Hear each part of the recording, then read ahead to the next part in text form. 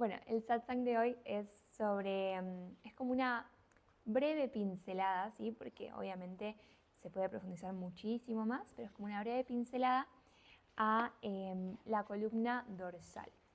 Hace un mes hablamos de generalidades de la columna, ¿sí?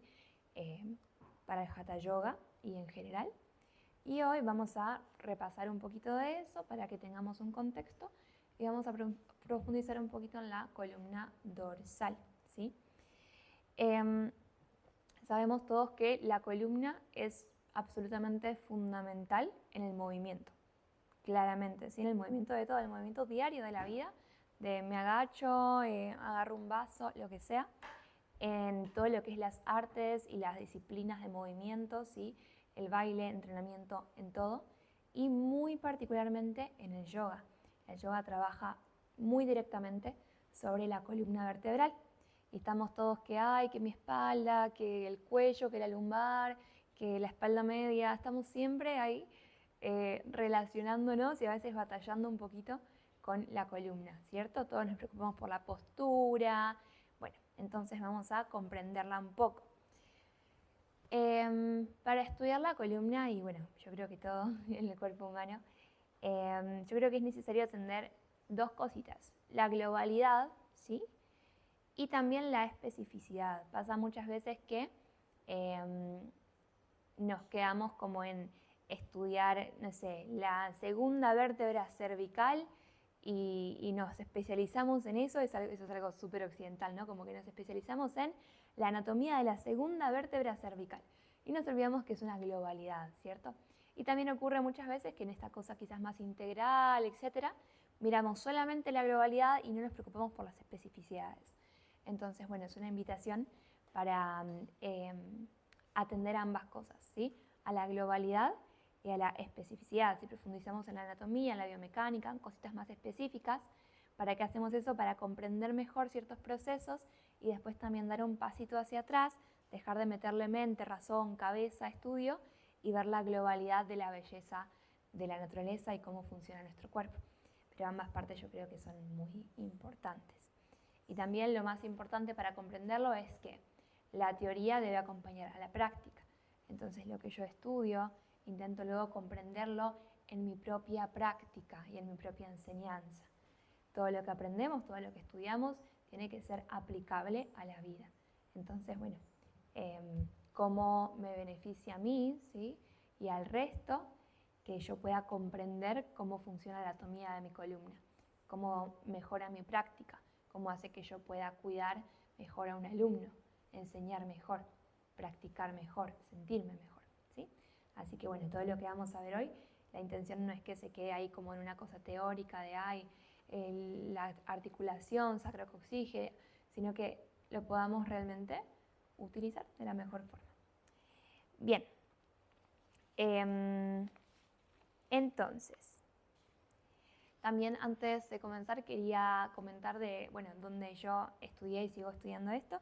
Es una escuela de Argentina que se llama Más Yoga y nada, se las recomiendo mucho. Hay un libro que después les voy a mostrar una fotito, que es de donde, bueno, yo estuve estudiando esto. También tienen algunas charlas online que son gratuitas y tienen unas formaciones online de anatomía y biomecánica hacia el yoga, ya sea para practicantes o para profes, que les recomiendo un montón. Es súper lindo porque uno a veces agarra un libro de anatomía, no sé, los libros clásicos de anatomía del Hatha Yoga, y es una cosa aburrida, no sé, capaz para alguien muy intelectual le sirve, pero para mí, para mi nivel de comprensión intelectual, es una cosa aburrida, difícil, que no me le acuerdo. En cambio, Aníbal Jarosky, que es el que escribió este libro, el que da estas charlas, el que hace estas formaciones, él es muy teso, sabe muchísimo, él sabe mucho, es practicante de yoga, osteópata, etc. Pero te lo explica de una forma que es como, tiene mucho contenido, pero es gracioso, él es muy charro, es entretenido. Entonces nada, se los recomiendo un montón porque es una muy linda forma de aprender anatomía. Bien, entonces vamos a empezar con el cuentito del elefante, que probablemente algunos lo conozcan, que también lo cuentan mucho relacionado al Buda. Cuestión que hay 6 ciegos y para poder conocer a un elefante lo tocan con sus manos. Entonces, un ciego le toca la pata y cree que el elefante es una columna. Y dice, el elefante es una columna. El que toca la punta de la cola piensa que es un plumero y dice, ah, esto es un plumero. Después el que, no sé, el que toca la panza piensa que es una pared y así, ¿no? Como que cada ciego toca una parte distinta del elefante y todos te dicen muy seguros, ah, el elefante es así, el elefante es asá. Todos te dicen cosas distintas, ¿no? Entonces, bueno, lo que nos dice este cuento es que todos tienen un poquito de razón. El elefante, hay partes que son medio como un plumero, hay partes que son medio como una pared, como una columna, pero que bueno, como los 6 están ciegos, ven una partecita, o sea, perciben una parte, pero no pueden percibir la totalidad de la verdad. Y eso es lo que nos pasa siempre, siempre a los seres humanos, excepto a los seres ya iluminados que conocen la verdad absoluta, ¿cierto? Entonces, todo lo que vamos a hablar el día de hoy, voy a intentar desde lo que aprendí de Aníbal y lo que estoy aprendiendo de Aníbal, ser como quizás abarcar distintas miradas un poquitito, pero sepamos que hay muchas miradas y que todas tienen un poquito de verdad, ¿sí? Pero como estamos ciegos todavía, no estamos ahí iluminados viendo la verdad absoluta, no vamos a entender al elefante en su totalidad, pero lo intentamos. Bien, entonces vamos a repasar un poquito de, bueno, qué es la columna, ¿no? Entonces, la columna es esta estructura, ¿sí?, que tenemos a lo largo de nuestra espalda. Es muy importante porque la columna cumple unas funciones fundamentales que hasta parecen contradictorias. O sea, es muy maravilloso. Tiene que ser estable y sólida. Tiene que mantenerse flexible y dinámica. Y al mismo tiempo tiene que proteger la médula espinal, que son como unos cables pelados que pasan por ahí y necesitan ese tubito que las proteja, ¿sí? Entonces pensemos, no sé, yo voy a levantar un bebé, ¿no? Entonces, para levantar al niño, ¿qué tengo que hacer? Me voy a agachar, ¿sí? Me levanto, entonces. Ahí tengo que tener la flexibilidad y la movilidad para agacharme, para levantarme, para moverme de un lado al otro. Tengo que tener el sostén para no desarmarme, no caerme, me tiene que dar una fuerza, un sostén, ¿sí?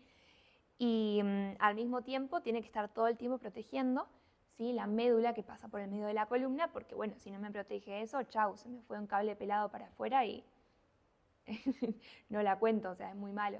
Entonces, cumple muchas funciones en simultáneo todo el tiempo, o sea, yo, no sé, vengo, agarro mi celular y estoy haciendo todas esas cositas, ¿sí? Tengo flexibilidad, movilidad, sostén y al mismo tiempo protección de la médula y de los órganos internos, ¿sí?, del corazón, de los pulmones, hace que no se vaya una costilla así a algún órgano.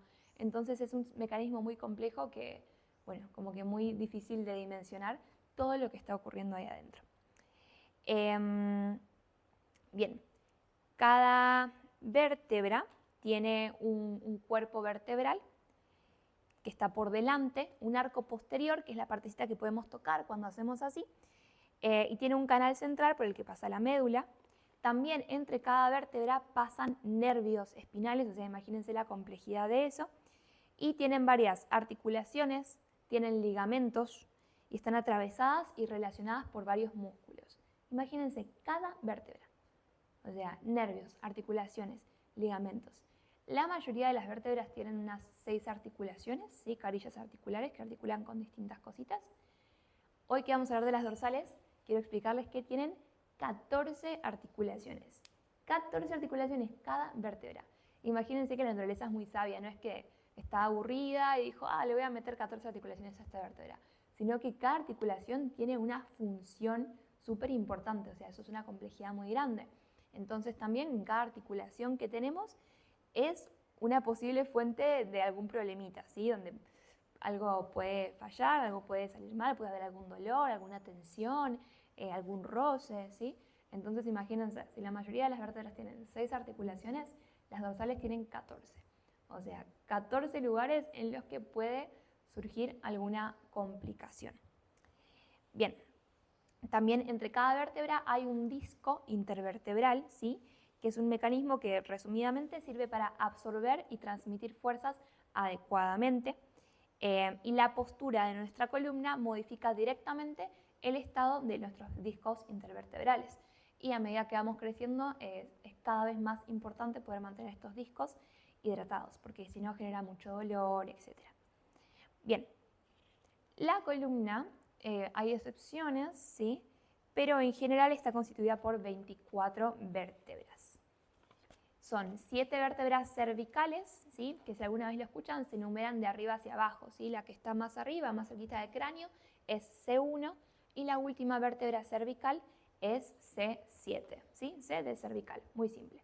Entonces tenemos de C1 a C7 7 vértebras cervicales. Si quieren pueden acá tocarse un poquito, probablemente no sientan todas las vértebras, pero como para más o menos distinguir, ok, acá comienza, ¿sí? Luego tenemos las dorsales o las torácicas, que son 12, ¿sí? Entonces de T1 a T12 o D1 a D12.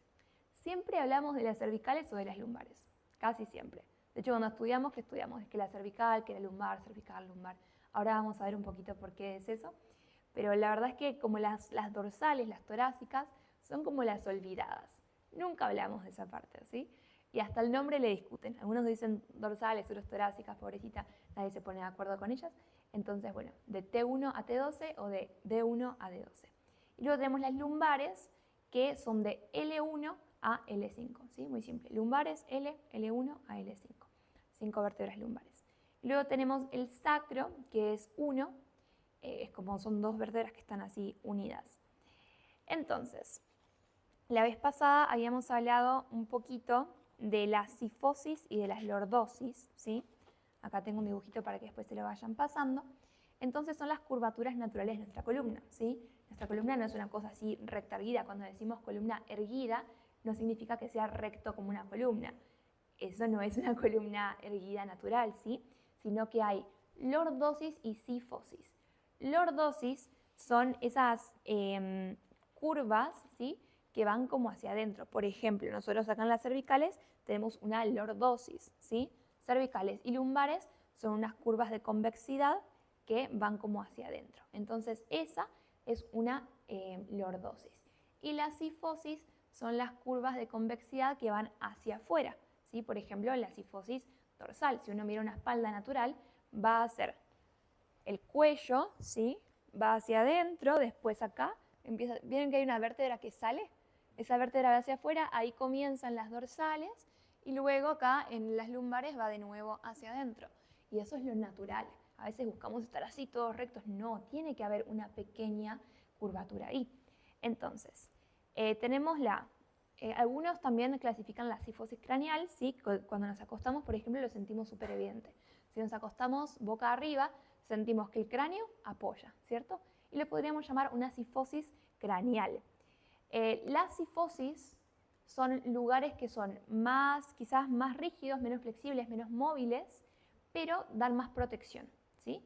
Entonces, acá en el cráneo tenemos esa cifosis craneal que protege al cerebro y al sistema nervioso central, ¿sí? Luego tenemos la lordosis cervical. Las lordosis, ¿sí? Son las partes que nos dan más movilidad, por eso el cuello es la parte de la columna que más podemos mover. Uno puede hacer así con el cuello, ¿sí? Ahora, con la parte, no sé, central de la espalda, uno no puede moverse tanto, ¿sí? ¿Ven qué? Yo me muevo hasta acá, pero después el cuello continúa. Entonces las partes que son lordosis se mueven mucho más. Luego la cifosis torácica, sí, que es lo que vamos a ver hoy, protege principalmente al corazón y a los pulmones. Y la lordosis lumbar también da mucha movilidad. La cifosis sacra, ¿sí? Ya más abajo, esa parte de sacrocoxigia, protege al aparato reproductor. Entonces, las lordosis dijimos que son las partes que más se mueven, ¿cierto? Cervicales, lumbares. Y esas son las zonas que son hipermóviles. Y la cifosis, que son la craneal, la torácica y la cifosis sacra, son las partes que menos se mueven y que más protegen, que son las partes hipomóviles, ¿sí? Hipermóviles se mueve más, hipomóviles se mueve menos. Les voy a ir pasando esto para que ustedes lo puedan mirar, también si lo quieren mostrar ahí los online, para quizás hacerse una imagen mejor. Entonces, las zonas hipermóviles, ¿sí? Las lordosis, son las más candidatas a sufrir problemas. Por eso los dolores suelen estar en las cervicales, en las lumbares, Las hipomóviles no suelen dar síntomas, pero eso no significa que en las zonas hipomóviles no pueda haber alguna complicación. Hay un ejemplo que pone Aníbal que me gusta mucho, que es el de los empleados vagos. Entonces, digamos que aquí en el ashram, en el equipo de cocina, ¿sí? Tenemos, hay 4 personas en el equipo de cocina. La comida tiene que salir, sí, tienen que cocinar para 80 personas y la comida tiene que salir, no hay otra. Y va a salir la comida.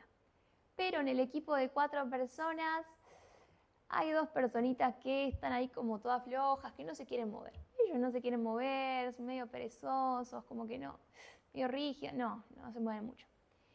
La comida tiene que salir igual, entonces ¿qué va a pasar? Los 2 empleados que se mueven, la van a dar toda, van a sacar la comida, pero van a quedar agotados.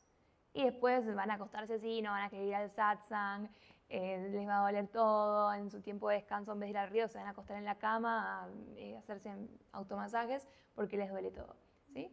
Entonces lo mismo con la columna. El trabajo que hace la columna tiene que hacerse igual, porque nosotros nos seguimos moviendo. Más allá de cómo esté nuestra postura, más allá del dolor que tengamos, nos tenemos que seguir moviendo. Lo que pasa es que muchas veces estas zonas hipomóviles, la cifosis, ¿sí? Sobre todo, como les dije, la cifosis torácica, la cifosis sacra, pueden tener muchos bloqueos, ¿sí? Y eso hace que, como esos no se mueven lo suficiente, los otros 2 se muevan de más, ¿sí? Entonces, tenemos los empleados vagos y los empleados que se mueven demasiado. Entonces, ¿qué tenemos que hacer? Si tenemos 4 empleados y 2 no se mueven, que le vamos a dar ánimos al empleado que se mueve más, dale, vos podés, dale con toda. No, vamos a intentar que los que no están haciendo su trabajo trabajen más, ¿sí? Porque si no, no va a funcionar a la larga. Bien, entonces dijimos que cada zona que está hipomóvil o fijada, cuando hay una fijación en una zona que no se mueve lo suficiente, va a necesitar de una zona que se mueva de más para compensarla. Todo está relacionado. Si algo se mueve poco, algo se va a tener que mover más, ¿sí? Y como dijimos, una zona hipermóvil se lesiona con más facilidad. Entonces, a ver, por aquí.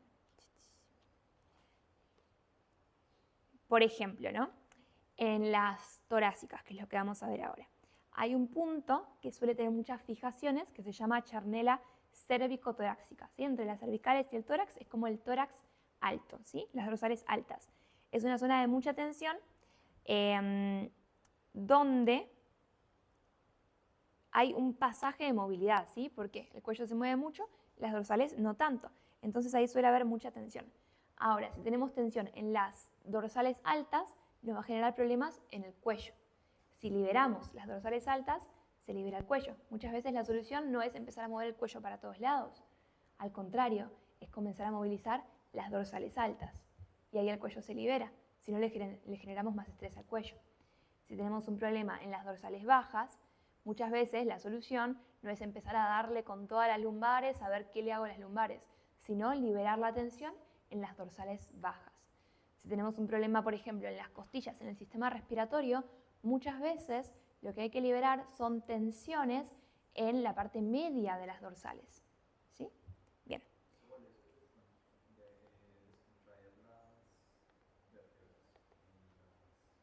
Descontraer.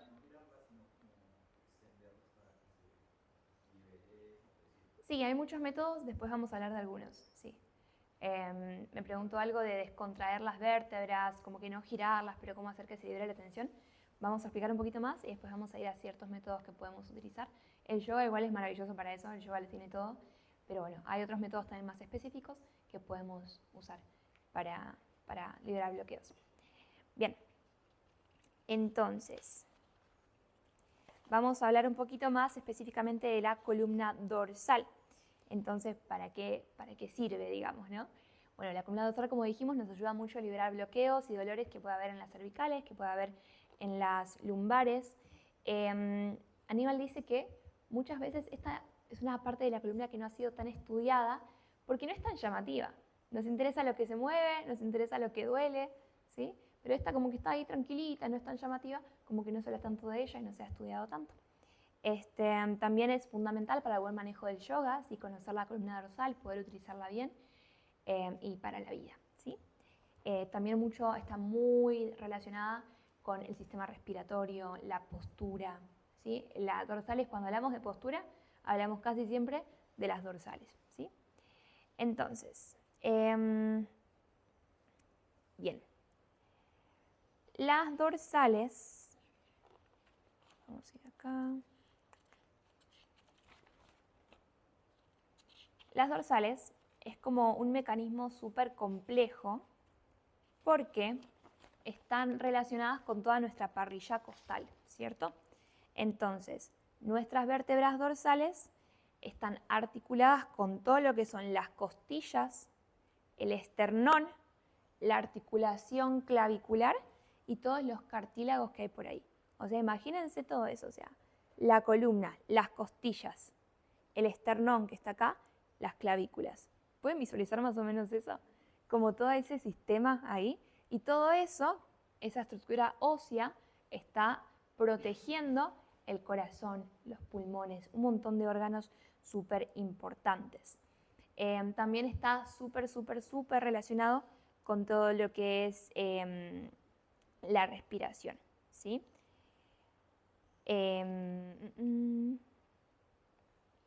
Entonces, a ver acá. Esperen que busco la parte que les quiero comentar. Acá.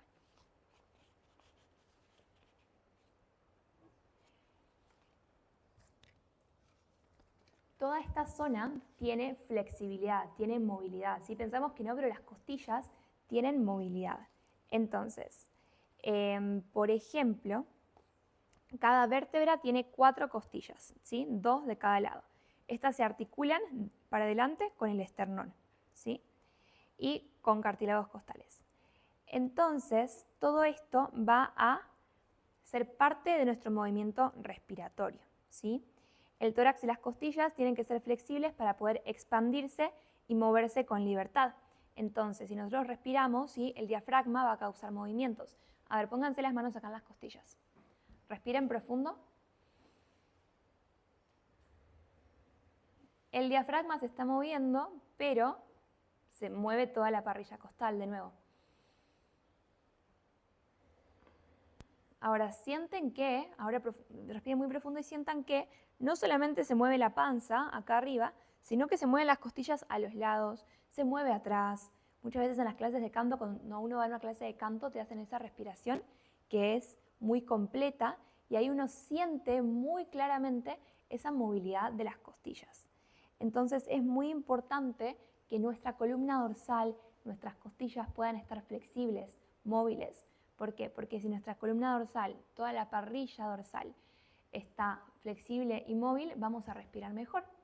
Y si respiramos mejor, ya sabemos que vivimos mejor, nos llega más agua al tanque, vivimos mucho mejor. Si no, si respiramos todo poquito, llega poquito oxígeno y nuestro cerebro no funciona bien, nada funciona bien, ¿sí? Entonces es muy importante tener una columna flexible, sobre todo las dorsales para lo que es la respiración. Bueno, también está, como dijimos, la importancia de proteger el corazón y los pulmones, ¿sí? También acá es muy importante porque a veces no relacionamos esas cosas, ¿sí? Entonces decimos, ay, pero ¿por qué estoy así, todo encorvado, si yo intento estar derecho? Ahora, si tenés un problema de asma, ¿sí? El cuerpo a veces reacciona un poquito exageradamente, creo yo. Entonces tenemos un problema de asma y el cuerpo, ¿qué va a hacer? Él va a querer proteger toda esta zona. Entonces se va a encorvar, ¿cierto? Porque ¿qué le importa más al cuerpo? Que uno haga Ustrasana al cabello y se abre así y todo como una bailarina de ballet, o que uno proteja los órganos vitales. Le va a importar más proteger los órganos vitales. Entonces, cuando hay un problema en un pulmón, en el corazón, en el estómago, cuando tenemos un dolor de panza, ¿estamos así, derechitos, lindos? No, no sé ustedes, pero yo tengo dolor de panza y como que me encorvo, ¿cierto? ¿Por qué? Porque va a priorizar primero lo que es más importante para la vida, todo este sector. Entonces, nada, para que veamos también ahí la relación entre esas partes. Bien, también muy importante lo que es la fascia, ¿sí? La fascia es esta cosa que esta interconexión en todo el cuerpo, ¿sí?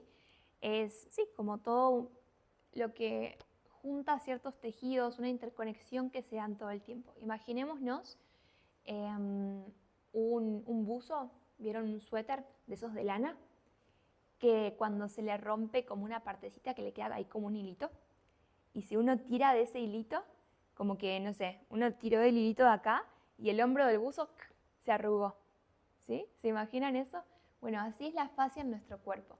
Entonces imagínense como si nosotros tuviésemos un wetsuit. ¿Vieron los trajes que uno se usa para ponerse a bucear o hacer snorkel cuando hace frío? ¿Ubican los wetsuits? Bueno, como si fuese un wetsuit, pero así, que uno tira el hilito de acá y el hombro se hace así. Y si uno tira de acá, la parte de acá, así como que todo se va así interrelacionando. Uno tira un hilito y no puede imaginarse que eso te va a afectar el hilito que está más allá. Y así es nuestro cuerpo también.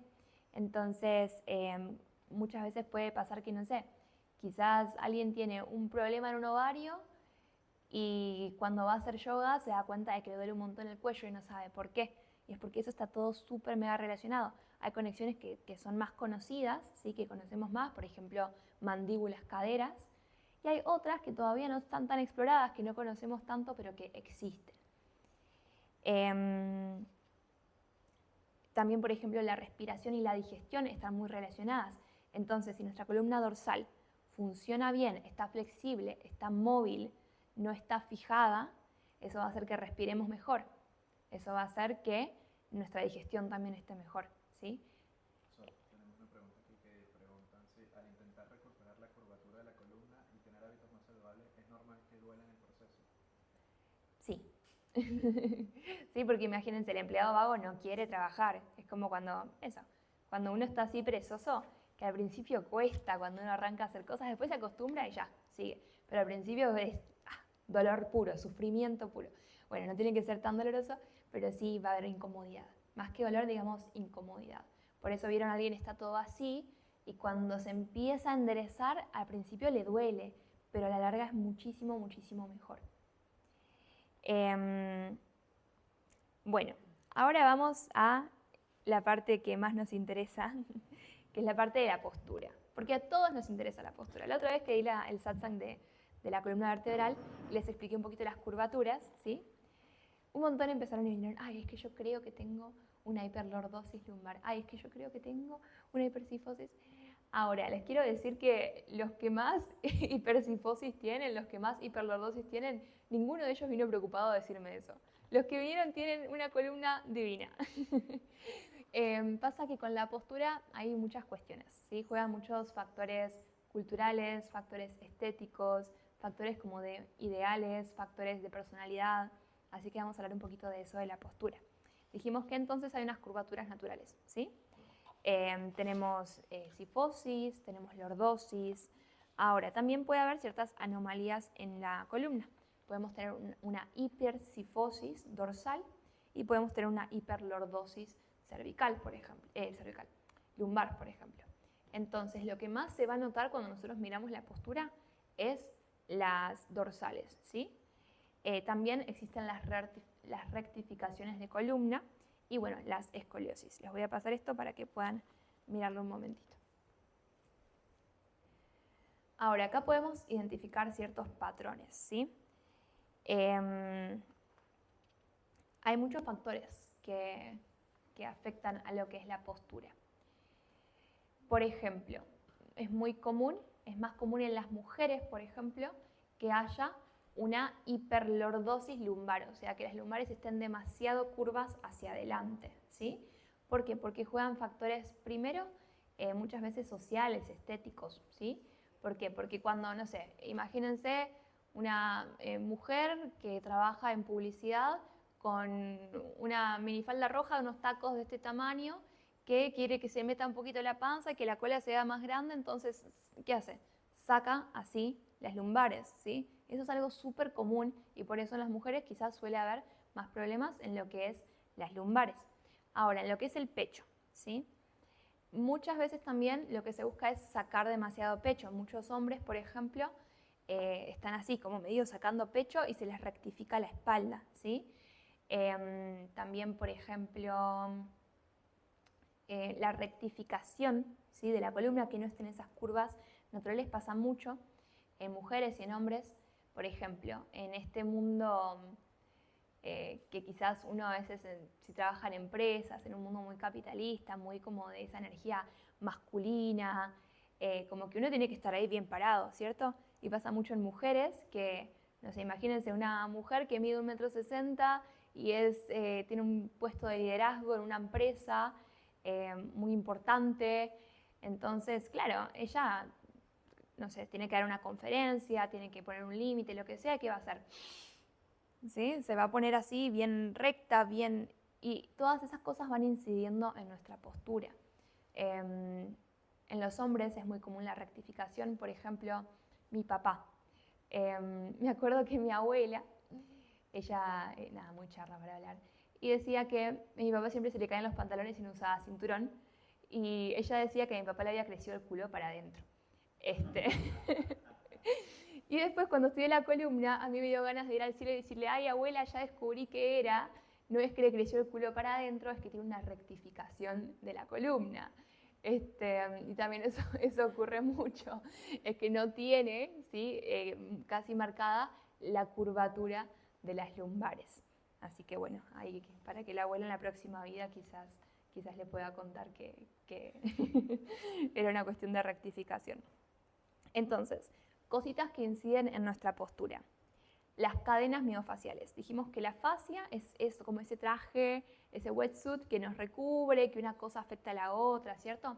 Entonces también hay como ciertas cadenas miofaciales. En la postura imaginémonos que tenemos a alguien así parado, ¿sí? Y del lado de adelante hay como toda una cosa que nos recubre y hay unos soldaditos tironeando de una soga.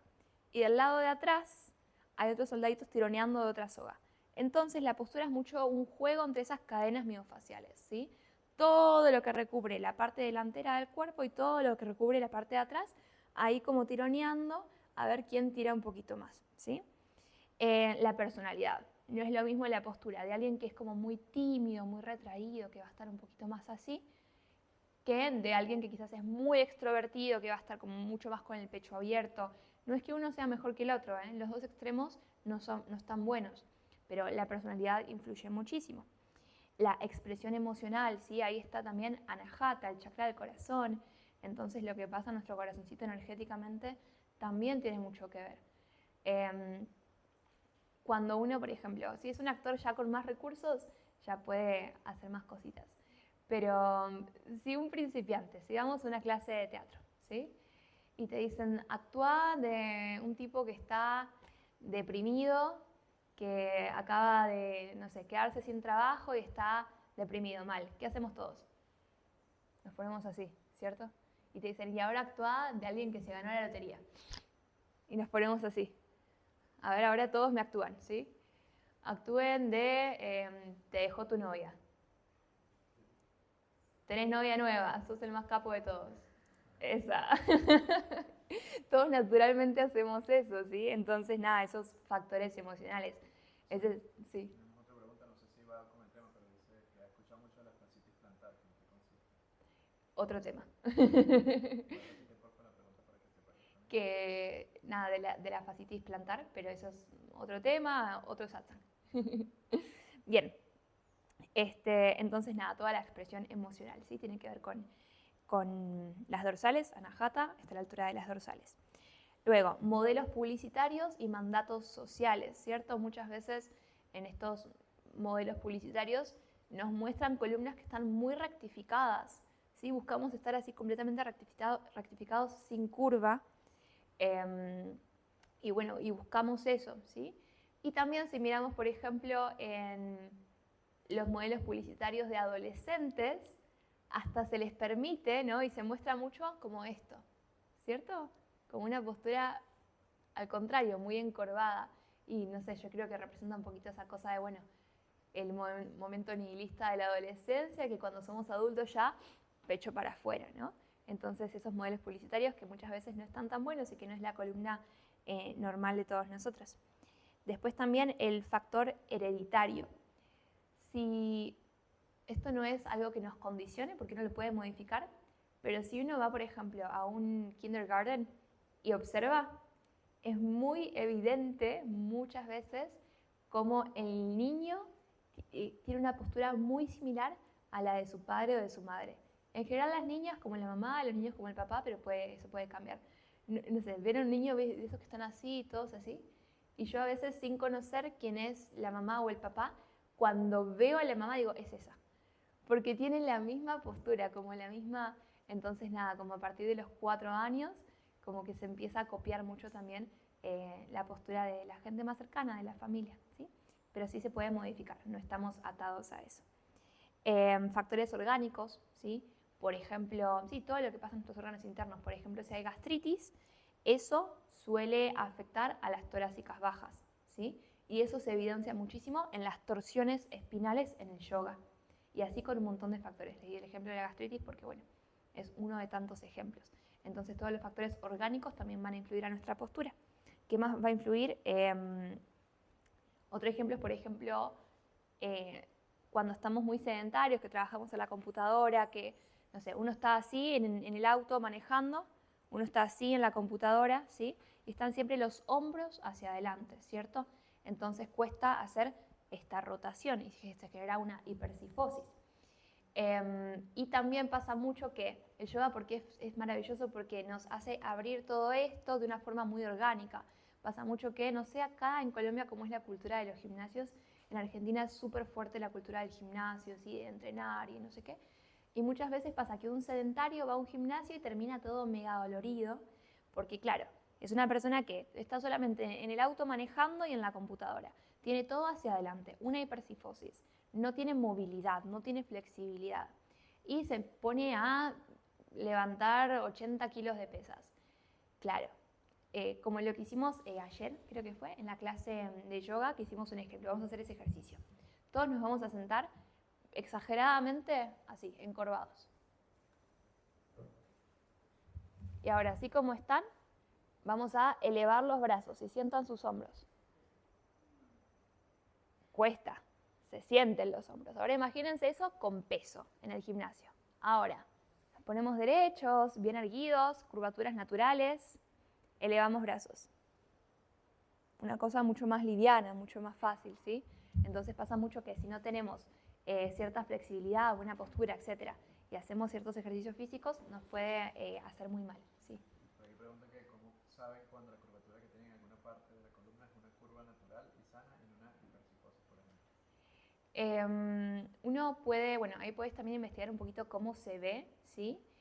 Cuando uno se acuesta en el suelo, tiene que sentir que en las cervicales hay un poquito de espacio, pero no puede pasar un gato jugando por abajo tuyo, ¿sí? En las dorsales uno tiene que sentir que apoyan, ¿sí? Tiene que sentir que apoya, tiene que sentir también ese centro entre las dorsales, ¿sí? No que apoyan solamente las escápulas, sino que apoyan las dorsales, el centro entre omóplatos también. Y en las lumbares, nuevamente, tiene que haber un poquito de espacio, pero eso, si puede pasar un gato en un ratón jugando por abajo tuyo, ya es que hay una hiperlordosis, ¿sí? Y se ve esa leve curvatura. Bien, después, ¿qué más? Y quiero también nombrar el tema de la cifosis horizontal, que muchas veces pasa que uno observa, ¿sí? Y la gente piensa que está encorvada. Y muchas veces en realidad viene de los hombros, ¿sí? Como que si uno se mira de costado, parece que hay como que uno está encorvado y tiende a sacar pecho, ¿sí? ¿Y qué pasa? Muchas veces no había que sacar pecho, el pecho estaba bien y había que movilizar los hombros. Por eso muchas veces, bueno, en el Hatha Yoga tradicional, en el saludo al sol, por ejemplo, siempre hacemos así, ¿cierto? Pero a veces si uno quiere específicamente trabajar este problemita en los hombros, que ocurre mucho en la vida sedentaria, sirve mucho hacer este movimiento, ¿sí? Para ir acostumbrando a que los hombros puedan rotarse, puedan moverse. Muy importante, muchas veces se ve que hay personas que tienen tanto esto así, que las palmas cuando están naturales, en vez de ir hacia las piernas, van como hacia atrás. Pasa mucho también en los gimnasios, que están así, ¿vieron? ¿Vieron el típico hombre así, gigante, que está así con las manos para atrás? Bueno, a ese hombre hay que ponerlo a hacer yoga y ponerle las palmas de las manos hacia adelante. Bien. Y por último, vamos a hablar un poquito de qué tan derecho es derecho, ¿no? Si bien es muy importante la postura de la columna, porque como dijimos, incide a muchas cosas, ¿es tan importante? Bueno, lo más importante desde el yoga y desde muchas miradas como yoga, autonía, etc., se dice que lo más importante es la movilidad, la flexibilidad, ¿sí? Sí es importante la postura, pero vamos a seguir con el ejemplo de los empleados. Tenemos 3 empleados que son graduados de Harvard, ¿sí? Por un lado tenemos esos empleados, pero ellos son graduados de Harvard, bonitos, divinos, pelo bien cortado, hermosos, perfumados, con títulos, pero como que no se mueven mucho. Ellos dicen, no, yo soy empleado de Harvard, yo ya, ¿no? Como que ya estudié, estoy bonito, estoy lindo, y medio vago, como que no se mueve mucho, medio rígido, psicorrígido ahí. Reparten mal el trabajo, ¿sí? Uno trabaja mucho, el otro trabaja poco, lo reparten mal. Y por otro lado tenemos 3 empleados que son unos hippies que no terminaron la secundaria, pero la dan toda. O sea, ellos la dan toda, se remueven, reparten re bien el trabajo, trabajan en equipo.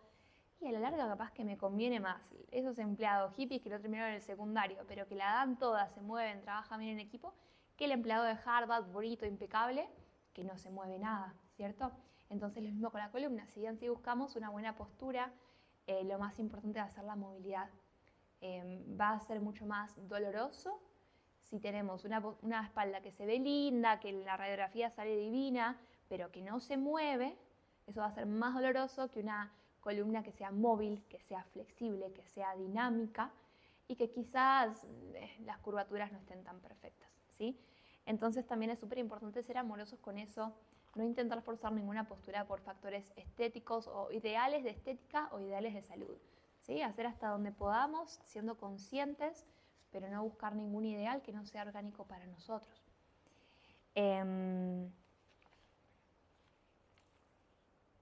Bien, entonces sí, la importancia de la movilidad. Ahora les quiero leer un par de citas. Andrew Taylor Still, que es el padre de la osteopatía, dice: estructura y función están interrelacionados, ¿sí?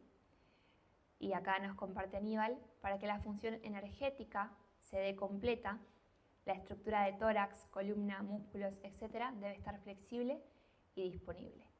Estructura y función interrelacionados, materia y espíritu, ¿sí? Cómo todo va a afectar al todo, cómo mis emociones van a afectar a la parte física, cómo la parte física va a afectar a las emociones, esa interrelación entre materia, espíritu, lo más burdo, lo más sutil. Gerda Alexander, que es la creadora de la eutonía, ella consideraba que practicar distintas respiraciones sin un trabajo profundo sobre el tono de los músculos que están involucrados en la respiración no va a dar resultado, ¿sí? Por eso el yoga es tan importante, porque es muy integral. Uno no hace solamente pranayamas, uno hace pranayamas, uno hace asanas, hace torsiones, flexiones, extensiones, todo. Por eso cuando me dicen qué es lo mejor, yoga. Y después Wilhelm Reich, que es un psicoanalista discípulo de Freud, pero que se concentraba como mucho más en el cuerpo y en la energía, comprobó que las primeras reacciones de defensa que surgen para evitar un sentimiento perturbador consiste en bloquear la respiración, cerrando la caja torácica y el diafragma. Entonces Reich, él en su tratamiento, la llave que usaba en su tratamiento psicológico era la respiración y esta movilidad, ¿sí?, de toda la caja torácica. Perdón, otra pregunta que tenemos por acá. ¿Eso quiere decir que entonces hay asanas que no nos convienen y se nos dan para algunas constituciones físicas y no se dan para algunas constituciones? Las asanas, a ver, es cierto que justo haya como un dolor muy fuerte, si hay dolor se desarma, ¿sí? Pero en general sí están, como que todas funcionan para todos, pero obviamente quizás en ciertos momentos necesites hacer más de una, menos de otra, ¿sí? pero sí, siempre funcionan para todos. Si hay dolor se desarma y se hace una opción más gentil con el cuerpo, pero también es observar mucho, ¿no? Pero en general las asanas siempre hay una opción para todos porque son muy buenas, muy integrales. Pero bueno, quizás en ciertos momentos tenga que hacer más de ciertas asanas, ¿sí? Tenemos otra, perdón. Sí. ¿Cómo es la respiración correcta para dicha movilidad? La respiración correcta. Bueno, la movilidad primero la damos con los movimientos que hacemos, por ejemplo, en yoga o en cualquier pilates, el ejercicio que elijas. Y después la respiración correcta es abdominal, ¿sí? Involucra también las costillas, tridimensional, profunda. No es al pecho, no es solamente el abdomen, sino que es tridimensional. Eso es lo que hacemos cuando hacemos una clase de yoga de Shivananda, por ejemplo, que vamos a respiración abdominal completa y sentimos, ¿sí? Cómo se expande todo.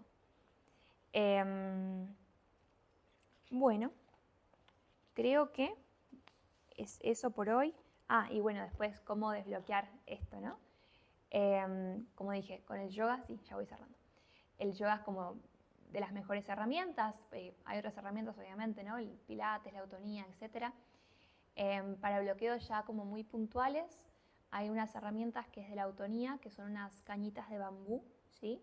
Que hay ciertas formas de utilizarla, que se utilizan como a lo largo de la columna, que sirven muchísimo, pero muchísimo para liberar bloqueos en las dorsales específicamente, y eso, como dijimos, hace que se liberen las cervicales, que se liberen las lumbares. Así que nada, invitados a investigar un poquito sobre eso, sobre las barritas de autonía. Como dijimos, la respiración también, ser mejores amigos de la respiración. Estar muy conectados con nuestro cuerpito para saber qué necesitamos, emocional, físicamente, que todo está relacionado. Y eso, yo creo que mucha observación, mucho amor, y nuestro cuerpo sabe más que cualquier libro.